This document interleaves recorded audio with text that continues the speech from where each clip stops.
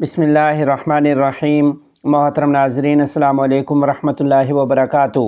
افغان مہاجرین کے بحران اور تجارت و ٹرانزٹ میں مشکلات، امارت اسلامی افغانستان کا وفد پاکستان پہنچ گیا۔ تفصیلات کے مطابق افغانستان کے وزیر صنعت و تجارت الحاج نور الدین عزیزی اعلیٰ سطحی وفد کی قیادت میں پاکستان پہنچ گئے ہیں۔ باختر ایجنسی نے وزارت صنعت و تجارت کے اعلامیے کے حوالے سے بتایا ہے کہ اس وفد میں نائب وزیر اعظم برائے اقتصادی امور دفتر، سرمایہ کاری میں سہولت کاری کے ادارے، وزارت خارجہ، مالیات، مہاجرین اور واپس آنے والوں کے امور، ٹرانسپورٹ و سول ایوییشن، زراعت، آبپاشی و مالداری اور نجی شعبے کے نمائندے شامل ہیں۔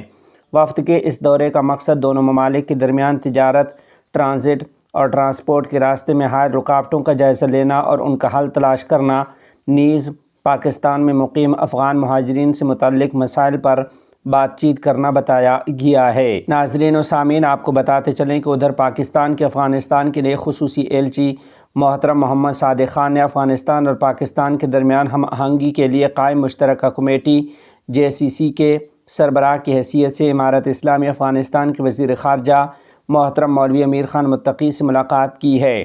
وزیر خارجہ نے موجودہ صورتحال پر تفصیل سے گفتگو کی۔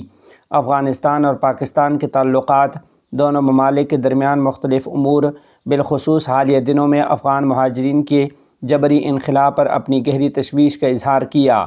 محترم مولوی امیر خان متقی نے زور دیا کہ دونوں ممالک کو چاہیے کہ باہمی اعتماد کے ماحول میں اپنے مسائل بات چیت کے ذریعے حل کریں اور ایسے تمام اقدامات اور بیانات سے گریز کریں جو عوامی ناراضگی اور جذبات کے بھڑکنے کا باعث بن سکتے ہیں۔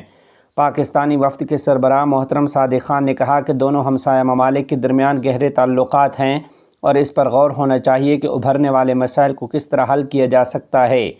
انہوں نے کہا کہ عنقریب پاکستان کے نائب وزیر اعظم اور وزیر خارجہ جناب محمد اسحاق ڈار کابل کا دورہ کریں گے اور امید ظاہر کی کہ یہ دورہ دونوں فریق کے درمیان مثبت نتائج کا حامل ہوگا۔